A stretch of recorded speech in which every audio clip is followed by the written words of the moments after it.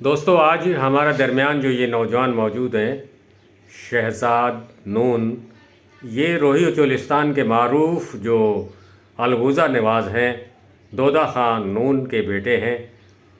तो ये भी, इन्होंने भी अपने वालिद से शागिर्दी अख्तियार की। और शहजाद, आपको कैसे शौक़ हुआ?